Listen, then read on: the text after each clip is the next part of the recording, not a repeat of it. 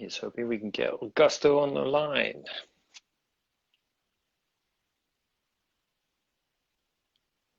There he is. Can you hear me, man? I hear you clearly. Can you hear me, Dan? All right, I can. Yes, yes. You're looking good, man. Awesome. How are you Same. doing? Well, I'm. all good. I'm glad it. I'm glad it worked. This is the first time I've used Instagram live chat, so I'm glad it works. Yes, no, to be honest, for me, it's also a bit new. I started to use it like 2 weeks ago or 3 weeks ago, but I'm finding it a great way to engage with people and really share what we do. And there is something about the live talk that I guess it's quite more powerful, you know? It's great, yeah, how it connects people around the world, and there's obviously a lot more of that going on now, which is really cool. Yes, And this whole situation has just forced people to find new ways to connect and talk, and that's allowed you to connect with more people and other people to see those connections and listen in. I know I've listened into a lot more kind of online calls, webinars, and conference chats between people and experts in various things, and it's been really, really useful. So yeah, this is definitely a great outcome from a very bad situation. yes, no, I completely agree. Um, I definitely, in a way, like it's how you say, you could find yourself isolated and not being able to share what you normally do on the day to day. But I guess thanks to technology in this case, one of the positives is like this possibility to connect and actually still transmit things in ways that will have a positive impact on people, you know? Exactly, yeah. So, and this is opportunity for us to do the same here.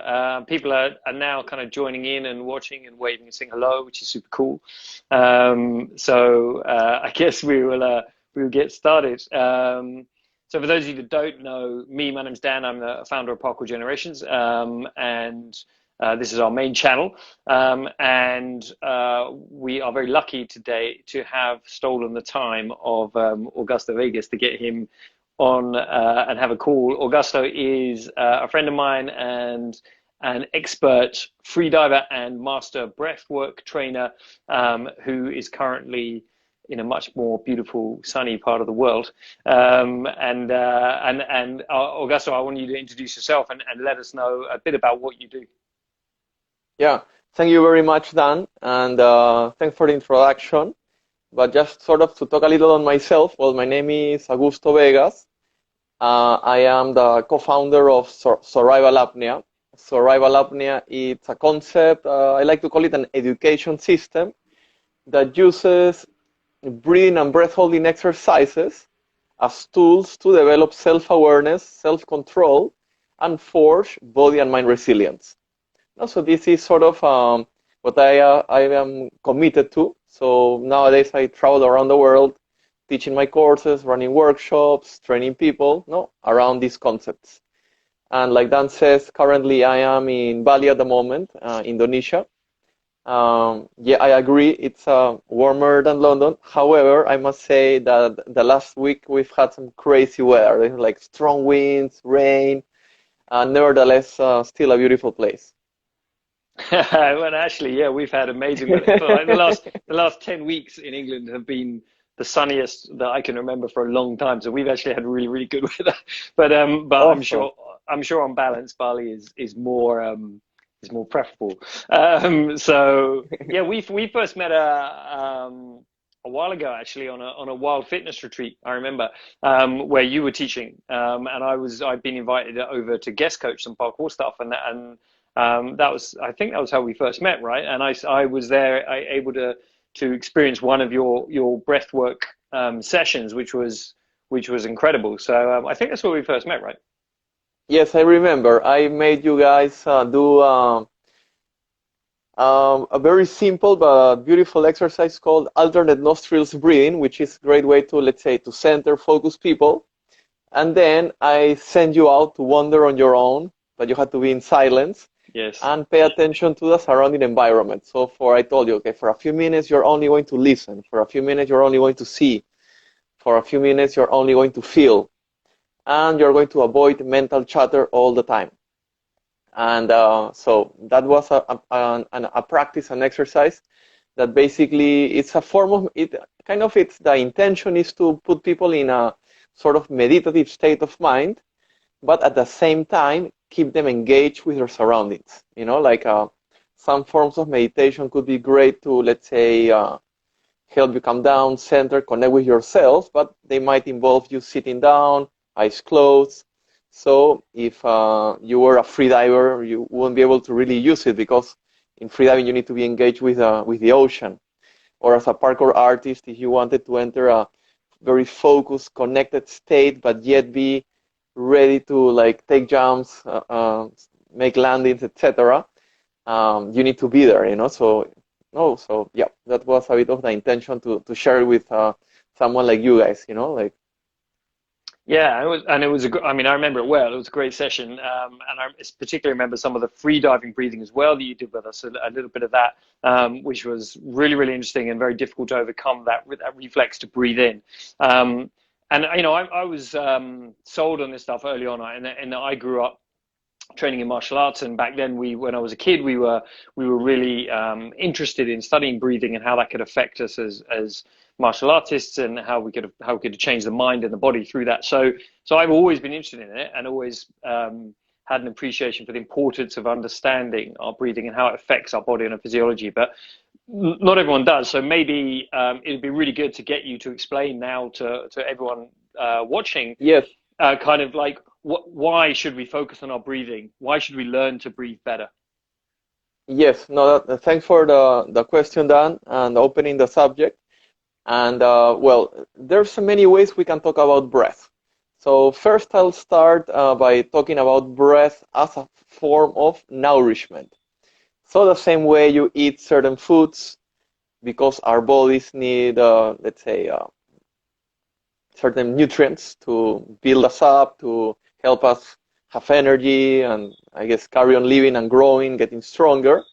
And nowadays, a lot of people really take care of what they eat, what they put in their mouth. Breath is another form of nourishment, because we inhale because we need oxygen, and we exhale because we need to get rid of a certain amount of carbon dioxide. But this inhalation and this exhalation, one of their purposes is maintain a certain inner environment that allows a human to stay alive. Same as food. You eat certain things because your body needs a certain inner environment to carry on living.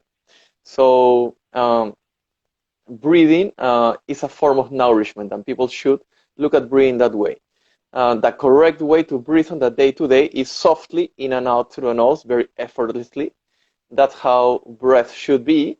Breathing should be very calm, especially if there is no stressors around you. Your breath rate should be super calm. And just with these simple, let's say, tips, you are already, let's say, keeping a healthy inner environment when it comes to breath. But let's say you are living in a big city, living a pretty hectic life, like your phone calls, things to do in the office, a tube to catch, etc., etc. People should be aware that through our minds, through how we respond to the external environment, we can affect our breath rate and our heart rate. So if you are not careful and you let stress mess up with your breathing rhythms, you're not only messing up with your breath rate, but you're messing up with your inner chemistry. Okay? Right. And if your inner chemistry shifts of balance, then certain bodily functions cannot happen so easily. So you basically put a little bit of stress on your inner system. Similar to, okay, you eat too much sugar, and eventually like your insulin levels are going to got messed up, and eventually this could lead into diabetes later on in life. If you mess up with your breath rate, and the most common thing, if you are a chronic hyperventilator, you are chronically breathing at a rate that is higher than what's ideal for a human, eventually you create an environment that it's a little bit out of balance, and that can also put a lot of stresses in the system and can eventually lead to different health issues. So that is sort of a brief, simple description on how breath as a form of nourishment can have an effect on the body. Okay, that is looking at breath as a form of nourishment. No, another way to look at breath is like breathing can be an extremely powerful tool to focus. So first of all, I mentioned a few like minutes ago, through our minds, through what we're thinking, through how we are interacting in the day-to-day, how we are responding to surrounding scenarios, to thoughts also, we can affect our breath rate and our heart rate. Now, luckily, this is a two-way cycle. So also through our breath, we can affect what's happening in our minds and what's happening in our heart. So this means breathing can also become the captain of the ship. Okay? So in the event that you suddenly felt a little bit stressed, there's many ways to regain your balance. You know, if you're extremely skillful, you just command yourself, you know what, I want to be not stressed anymore. I want to be super calm. And if you, over time, of course, with a lot of practice, develop the skill to shift from being super stressed, anxious, into a state of total calmness and focus, then, of course, many people can do that, you know, and they are, of course, very skilled at this. But not all of us have that ability. So for those of you who would like to start experiencing how to shift, no, from one state into another, from a state of, let's say, stress, anxiety, into a stress of focus, calmness, and relaxation, you should be aware that breathing is an extremely effective and powerful tool. So something to think about. Every time we inhale, the inner pressure, no, the pressure of air in my lungs, also exerts pressure in my guts, etc. So we could say the overall inner pressure rises. And when the inner pressure rises, the body becomes a little bit more alert, more ready for action, which explains why, let's say, when someone wants to lift a really heavy weight, chances are the person is going to inhale deeply, is going to brace, because the body can generate a higher tension. Now, the opposite happens when we exhale passively. If I exhale actively, blowing the air out, this still generates a bit of high pressure. However, if I let the air out passively, slowly, just let it go out under its own pressure, now this decreases the inner pressure. So my nervous system tends to kind of chill out a little. So hence the power of, if someone is nervous, common knowledge was, hey, breathe deeply. So, but the actual, let's say, more precise coaching point would be, hey, exhale slowly and passively. Because slow passive exhalations have a very powerful relaxing effect in our bodies. Another thing, let's say you are a little bit, your thoughts go a little out of control, you're overthinking, you cannot fall asleep, too many problems going. A very effective way to recenter yourself is to simply pay attention to how you're breathing. Okay, I want to watch my breath. I want to watch how I inhale, how I exhale. So suddenly, breath can become a very powerful tool to focus on. And it's very powerful because it's with us all the time. It's not something we need to go and get in a shop, or that suddenly we forgot in the car. Breath is with us the whole time. So if you can start to practice, okay, anytime I feel an emotion that I rather not feel, I'm going to use breath to get rid of it, to push it away. So next time you feel a little anxious, you know what? Back to my breath. What is my breath doing? And just that simple act of shifting attention onto your breath, and by this I don't mean you need to shift your attention and breathe in a certain specific way. You just shift your attention to your breath. That is going to be enough to center you. Okay? So with this done, I've talked about a little bit on breath as a form of nourishment, and in simple terms, how we can use breath as a tool to relax and as a tool to center and regain focus. Okay?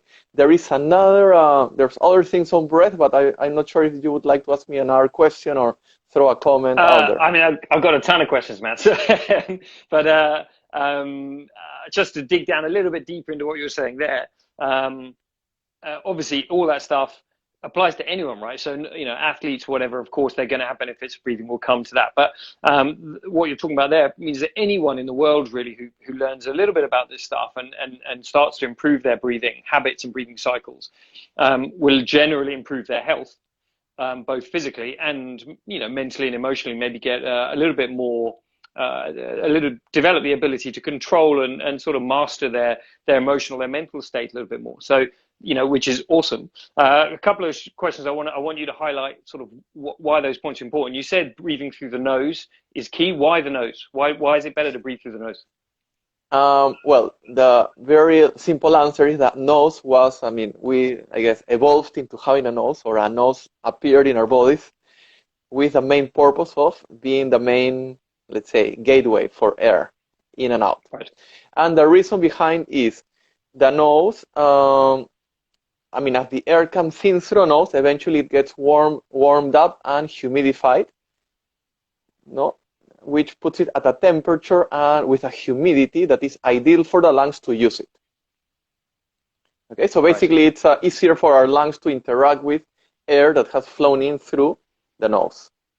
Second, the nose has, let's say, the hairs inside the nose, the mucus, and they act as filters, no? So they kind of cleanse the air a little. So we could say the nose has an element of purifying the air, warming it up, humidifying it, and a fourth one that is not so obvious, that maybe you couldn't have heard that much, is the nose is a smaller opening than the mouth. So because it's a smaller opening, it's going to force the air. The air will kind of silently increase its pressure because it's being funneled through a smaller, let's say, gate. And this, when the air comes in at a slightly higher pressure, it is going to allow the alveoli to expand more. No, because let's say if you have a balloon and you blow it with low pressure, it's going to go here. You put high pressure, and it goes here. Right. So similar happens to the alveoli, the little air sacs, no, of which our lungs consist of. So if you're inhaling through the nose, you're making it easier for more alveoli to get opened.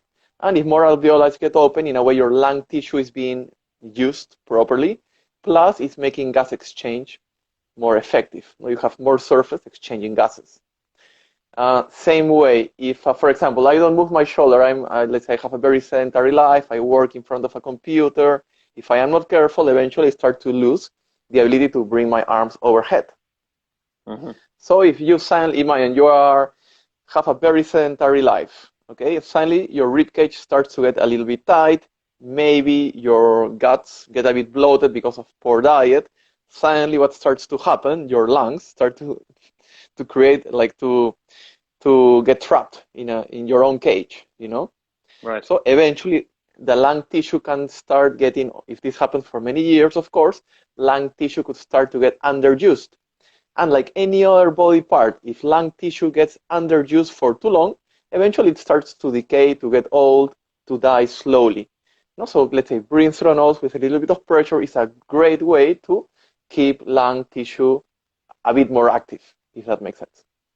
Right. And okay. last piece of information, and this is probably the most interesting one, is like, not sure if you heard of the molecule or compound called nitric oxide. Yep. So nitric oxide, it's chemical that it's produced naturally in the human body. And nitric oxide, amongst its many functions, it has the ability to make breathing tissue more flexible, blood vessels more flexible, and also to strengthen or improve neurotransmission. Okay? Okay. Now, the most important producer in the body of nitric oxide, or the area where most nitric oxide is produced in the body, are the sinuses, which is quite fascinating. It's quite then you realize, it's the guy that designed the human body is quite the genius, because once you inhale, the air comes in, enters to your sinuses where it grabs nitric oxide, and then it finally enters the lungs, where it's going to make sure the lungs are nice and flexible, vessels are nice and flexible, so suddenly it basically makes it much easier for that air, that oxygen, to enter our bodies and be used easily. So those are, let's say, the 5 reasons why I would suggest and why many specialists recommend to breathe through a nose most of the time. That's cool. You can have I everyone say, out there now just focusing on nasal breathing for the whole day. yeah, and actually, if you are not sure of where your nasal breathing or not, just for your own health, for your own benefit, make a point. You know what? Every time I remember, I am going to check if I am breathing through my nose. Or if you're living with a partner or you are a family member, you can start to try to spot each other. Mm. You know, hey, your mouth breathing. Okay, your nasal breathing. Thumbs up. And it's a nice habit to make sure you're having. You know, that's let's put it that way. You know. And is it something you can change with practice? Let's say you're naturally more of someone that breathes through their mouth. Can you change through practice to becoming a nose breather? Oh, he's buffering. Maybe we're losing him. Maybe Bali internet is suffering a bit. No, he's back. Yeah, no, He's gone. He's gone. He's gone again. He's back. I'm here. I'm back. Perfect. Sorry. Cool. Go for it. Yeah. One of So the yeah, downsides of Bali, internet has its ups and downs. Sorry. pros and cons, man. I think it's still good reasons to live So, there. so one can shift to nose breathing simply with awareness. Okay, that is something people should be aware of. Um, for example, and this is a bit of a side track, but years ago I was wondering, not like just curiosities of life. Hey, I wonder if I can learn to brush my teeth with my left hand. You know, and initially it was a very painful experience. You know? But now, since that time, and this is over 20 years ago, now I always brush my teeth with my left hand. No, That's the cool. right hand lost the ability. So simply with awareness, with practice, one can return to nasal breathing. Now, what could make it difficult to return to nasal breathing? And I mean, the hardest one would be if you've been a mouth breather for too long. Of course, one of the, let's say, the negative effects this could have on health is that it can lead to narrowing of the nasal passage. And the reason behind is that if you're a mouth breather, chances are you're also a chronic hyperventilator, someone that is over breathing too often. When I say over breathing, people should be aware of that when we over breathe, we don't bring more oxygen because our bodies are already saturated with oxygen most of the time. Any healthy human being or any averagely healthy human being at rest is going to have an oxygen saturation of 97 to 99% on average. So overbreathing is not going to bring more oxygen. What overbreathing does is it gets rid of too much carbon dioxide. And if we get rid of too much carbon dioxide, Right. we break the inner balance. And because our body is always is our friend and tries to help us, if we are not correct in our over breathing, our mouth breathing, our body is going to figure out, oh, how can we help? Let's say if I was an over breather, how can we help Augusto to ventilate less? Okay, let's inflame the nasal passage, and suddenly the nasal passage gets narrower. So maybe some mouth breathers say, hey, my nose is blocked. That's why I'm always out of breath if I try to breathe through the nose. So one of the results could have been that there has been this overgrowth of tissues or inflammation of tissues in the nasal passage. Another reason, another thing that could make it tricky. Take a deep breath. He will be back. See if you can hold your breath for as long as it takes for Augusto to get his internet back up and running. It's a good challenge for you.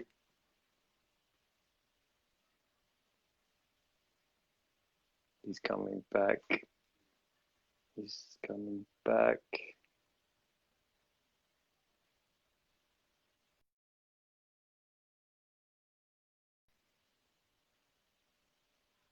Oh, he's dropped out and he's going to come back.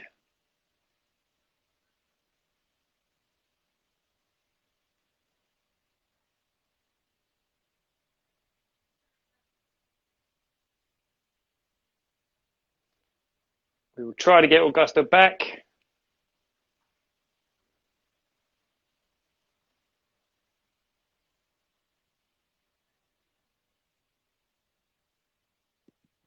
trying.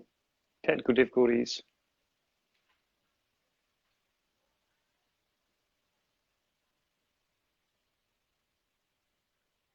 He's gone. We're trying to get him back. Here we go. He's back.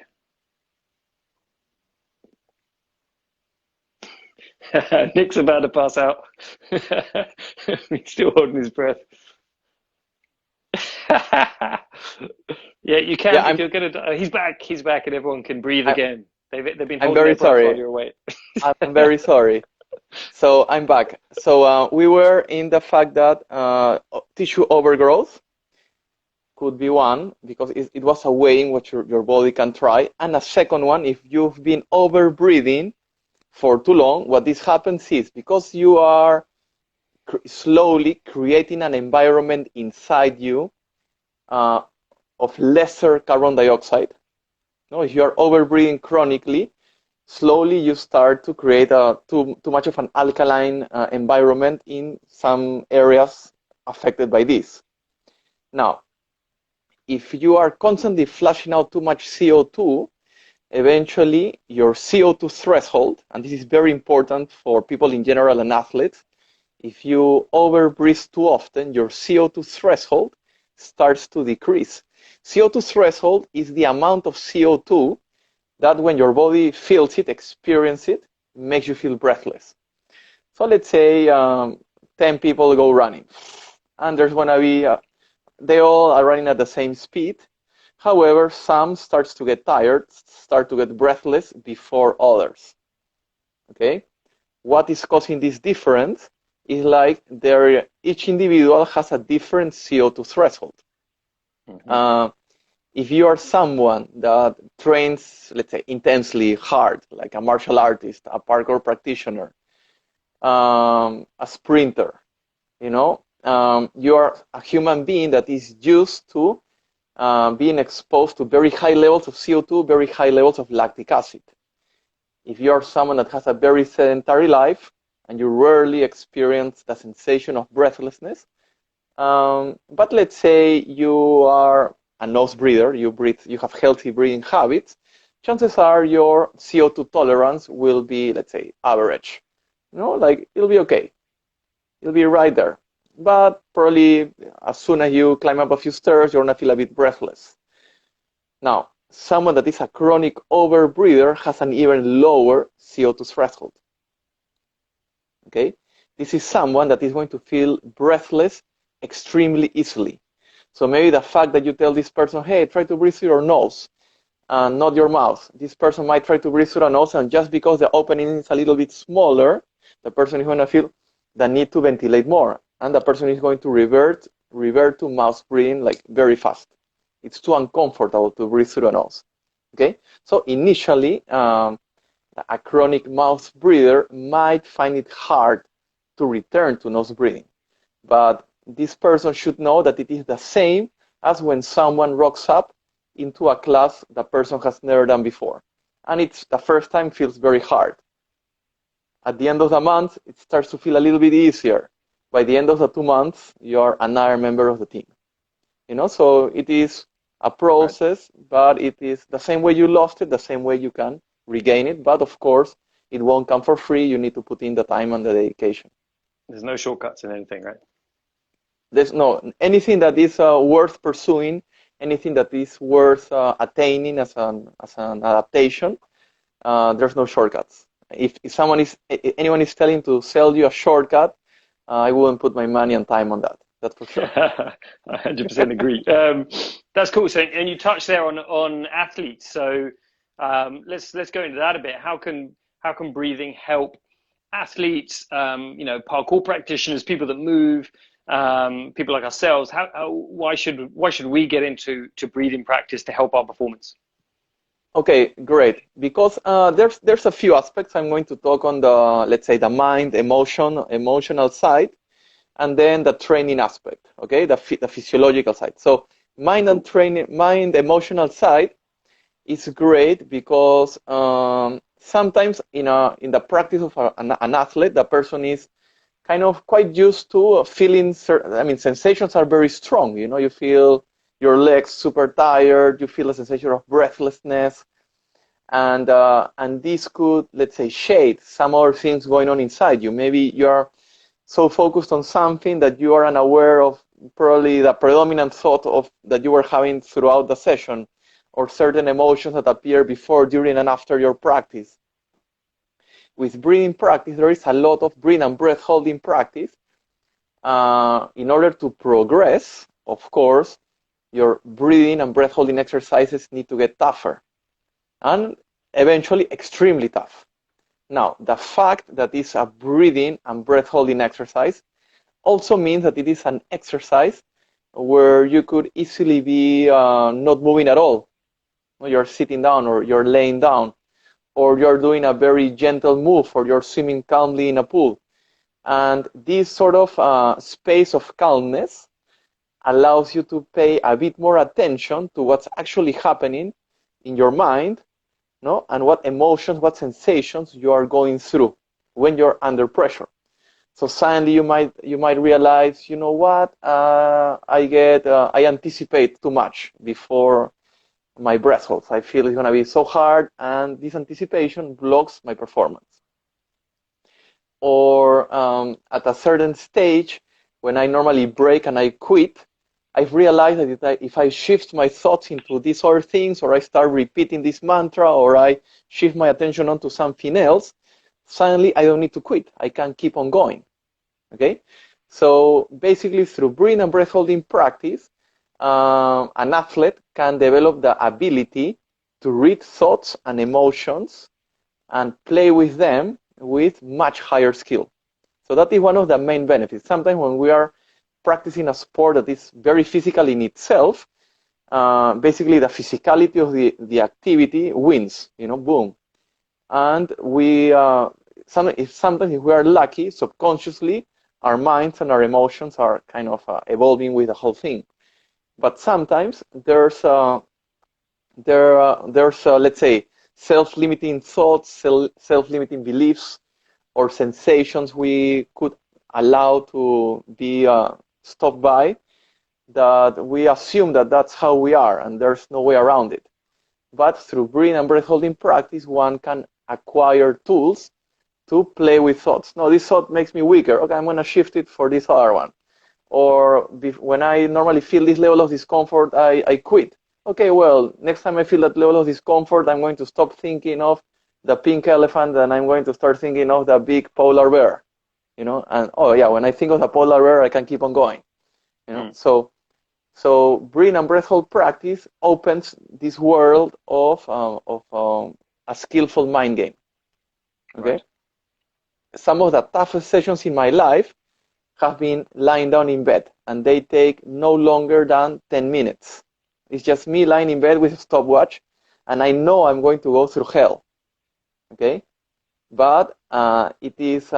I know if I teach my mind to go through hell lying in bed, which is a safe place, I am building a mind that will be there for me when the going gets really tough, in my case, when I'm in the ocean. Okay?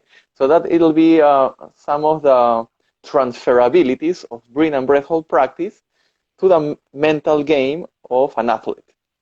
And cool. Just to finish on the mental, emotional game, somewhere I read, I forgot where, but they were talking of triathletes, and that a lot of triathletes had, let's say, made huge progress in their times, or or their, let's say, personal bests, when they discovered their ideal mantra. No, a mantra is a short, repetitive phrase that you repeat in your head over and over and over and over and over. So basically, maybe this phrase helped them deal with the pain, with the discomfort that comes at certain stages of their races, for example. So rather than slowing down, or rather than letting themselves pass, or rather than stopping and saying this is enough, suddenly their phrase protected their minds from any potential thought, any potential emotion that could weaken them, that could break them in that difficult moment, if that makes sense. Yeah. Okay, so that is how breathing and breath hold practice can be used as tools to get skillful in this mental game. Now, when it comes to the physiological side, earlier in the talk, we mentioned that breathing is a form of nourishment. And luckily, this is quite simple. It's oxygen and CO2 we're talking about. There's not so many nutrients as food. There's two of them, oxygen and CO2. So with some breathing and breath holding exercises, you can challenge your oxygen levels. You know, with certain formats, you can bring oxygen levels very low. You lower oxygen. Now, the body is a survival machine. So if the body notices that through some of your breath holding sessions, you're entering low oxygen moments, low oxygen levels, if you do this often enough, skillfully, then what's your body's response?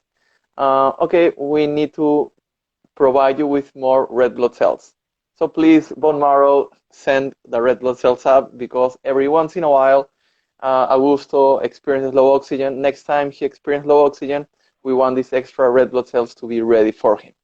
So through breath holding practice, using the right formats, one can encourage the body to create, to build, to produce more red blood cells that any athlete would benefit from.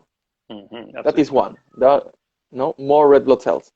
And on the side of the CO2, we mentioned earlier, the sensations of discomfort that an athlete feels when feeling challenged. You go on a run, you start doing kettlebell swings, you start doing any form of intense training.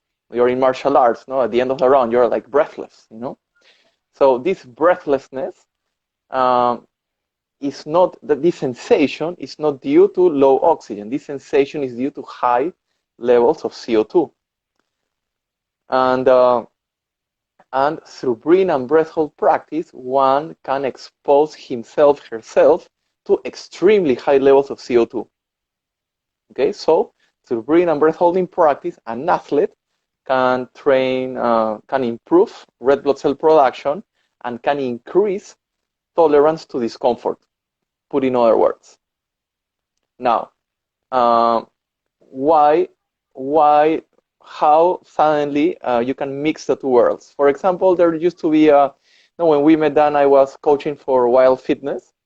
And in Wild Fitness, we had this session that we called it lactic liftoff. No, and it was a series of sprints. You know, like you sprinted for 2 minutes, you rested, you sprinted for a minute, you rested, and like that. I remember. Now, like, how did I apply my skills of breathing and breath holding, of free diving, in a session like lactic acid? For example, there comes the point in a sprinting session, you know, and probably all your, like, the parkour guys will be familiar with this. When it comes to sprinting sessions, there comes the point when you swear you have no more and you have every right to stop, okay? And I guarantee you that next to you, there is someone that is feeling the same, but this guy is going to keep going. Okay, why is that possible? Okay, It's all up here, all right? So, in my case, how did I apply my freediving knowledge in a session like lactic acid, in a sprinting session? Well, I knew I had to figure out a way to take my head away from that sensation of pain, to take my head away from that discomfort, of the sensation of breathlessness. So what I would do, I'll start making a dialogue within my body. So I would start talking to my arms. Arms, how you doing? And I would talk to my arms, and then I will pay attention to how my arms are feeling. And suddenly, hey, my arms are so fresh. So even though somewhere in my body there's a sensation of extreme discomfort, my two arms are so comfortable. So my arms are cool. Nice. Legs, how are you doing? And they're like, and then both were fine, you know? You know? And then, okay, my legs just told me they're fine, so we are not slowing down. And my heart hasn't stopped, so we are going. So this is a combination of, let's say, I don't like to use the word distraction, because distraction sometimes can be related as you're not engaged, you know? I'd rather use the word refocusing, a focus on an empowering perspective. So in my case, I was taking the connection with my body to a new level. So rather than just feeling I am tired, I am breathless, I am in pain, I am like, okay, I'm going to see from all my body where is the actual pain to see if it's actually worth listening to. And by the end of my, let's say, self-analysis, which I did in a fun way that kept me distracted and focused on and just going, I was doing a face check, like a check on all my body, and realizing, you know what, I have more in me, and I'm gonna keep on going. So it'll be an example of how that the transferability of a practice that sometimes the results initially can be a bit elusive. You know, you start breath hold practice and you're like, yes, I feel a bit relaxed at the end, I feel a bit focused, but I'm not sure, but I cannot really take it somewhere. Well, I guarantee you that if you put in the time, if you put in the effort, and of course there needs to be an element of challenge, you're going to be surprised by the new tools that you can come up with and apply in any physical activity you're interested in. Yeah, I love it, man. I mean, the idea that you've got that we all have a free and instantly accessible tool that you can use to change your physiological and your psychological state within a matter of minutes, or less, is an incredible thing. So, and for me, it's something that sort of everyone should at least study and have a basic understanding of, I think. And maybe go further and really, if you're an athlete, really learn how can I use this to optimize my performance, because maybe it's going to add an extra 5% or 2% or 10% to your performance level, which you're not going to get through any other way. So if you're an athlete, I think it's definitely something that you should be looking into and trying to understand, because it's there, it's accessible to everyone, it's free. All you got to do is understand it, learn how to apply it, and get some guidance on it. And you used a keyword. You say instant access, and that's amazing because, what's cooler than instant access? And it's such an amazing tool to have.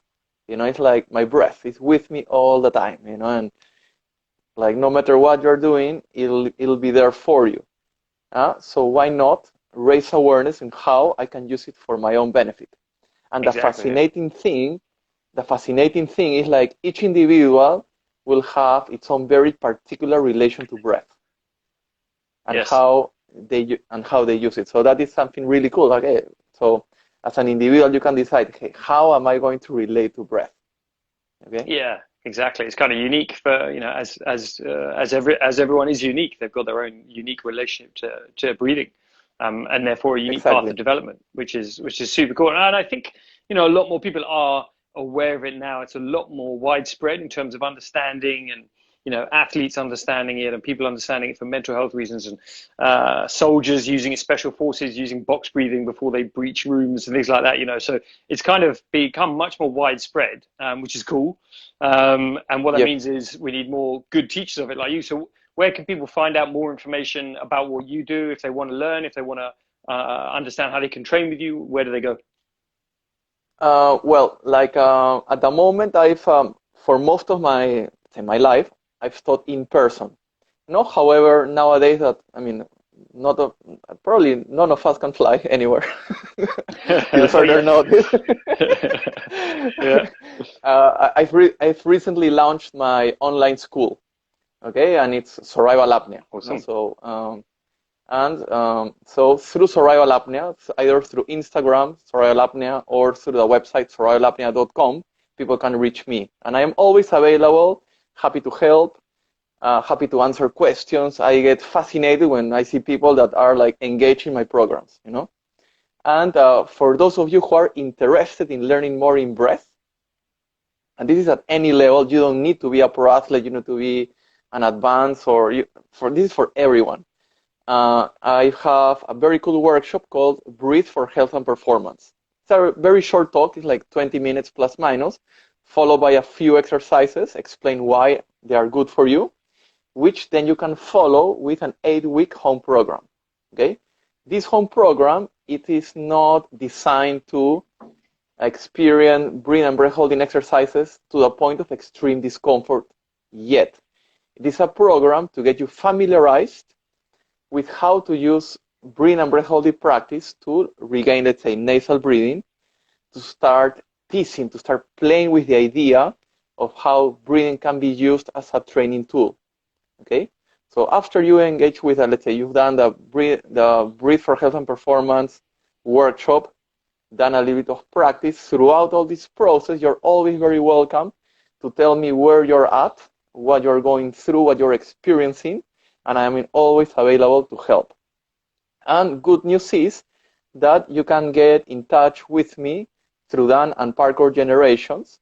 No, after this talk, they are going to provide you with a link that you can use to, let's say, to enter my site, and also provide you with like a special discount. No, if you are deciding to purchase any of my courses or workshops or training programs. And very important, don't think that once on the online school you are only interacting with an online automated school. I am available 24/7. So just write me a message. If my answer typing is not enough, you can always call me on WhatsApp or Skype. And like I tell you, teaching is my passion. So I love to help people get from A to Z. And you should all know I am always there for you as an instructor or as a coach. That's cool, man. Yeah, I mean, survivalapnea.com, people. That's Augusto's website. Go there, check out his training protocols. It's absolutely awesome stuff, really powerful. And like he says, you know, it's not just a faceless learning tool. And I think that's really important, especially for online learning. You're going to actually get to interact with and connect with an expert teacher like Augusto. You know, we agree that's the most important thing for any kind of coaching, whether it's online or in person, that you're actually dealing with someone that is truly passionate about what they do and has experienced it and practiced it, as Augusto has for years, and mastered it himself, so he can pass it on. So, you know, you're getting great access to a great teacher by hitting that website. So go check it out if you've ever wanted to get into breathing, or if you want to take your breathing to a new level, if you're already pretty okay with the basics, but you want to progress to a high level, then definitely check out their website. So we will post up a link to it, and we will post up a code, which Augusto has very kindly given to us, so that all of our community can get his courses at a discounted rate, which is incredible and very generous of you. And Augusto, you've also been super generous with your time. I told you, I'm sure that I was only going to keep you for like half an hour. It's been 45 minutes already. Oh my God, cool. We're keeping you, but that's because you got so much to say. So, you know, and I'm very glad that you were happy to hang around a bit longer. So that's super cool, man. Is there anything else you'd like to say? Tell me one thing that you can tell to everyone here now, like one simple tool that people can use straight away to improve their breathing today. To improve their breathing today, okay, next time you are walking, pay attention to, maybe not, this won't improve your breathing as such, but it'll improve your relation to breath, okay?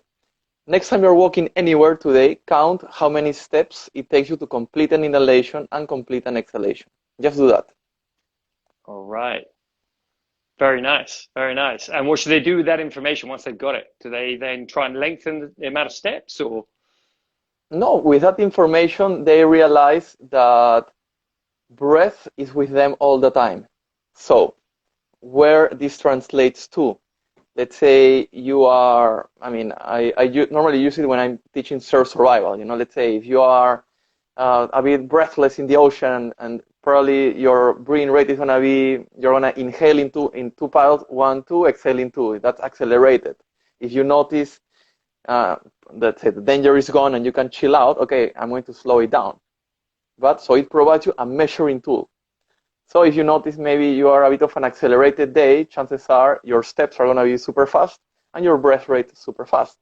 You can decide, okay, you know what, I'm going to slow down my breath rate. I'm going to allow my inhalations to last for a longer number of steps and my exhalations for a longer number of steps.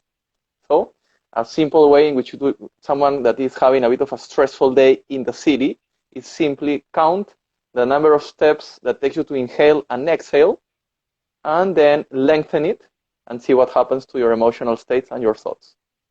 Cool. love it. Simple tool people can use straight away. Everyone when this talk finishes is going to go out and try that, I'm sure. And that's Please, that's please do simple, so. yeah, just that basic awareness of breathing, bringing your awareness back to your breathing during whatever you're doing. I think that's super cool. So, Augusto, thank you very much. It's been amazing to catch up with you, my friend. I'm sure I will see you as soon as lockdown ends and we can fly. I will be on a plane to Bali because I've never Oh, been dude, there. no, dude, we'll experience the ocean here. I'm super jealous. So as soon as we're allowed to, so probably 2021 or something like that. I'm I sure. hope not. I hope that's sooner. I'll be out there. But yeah, we'll put up the links, guys. So thank you very much for watching, everyone, and we will see you again soon. Thank you, Augusto. Take care, man. Thanks for the space, Dan. Have a good day. Bye. Good to see you, brother.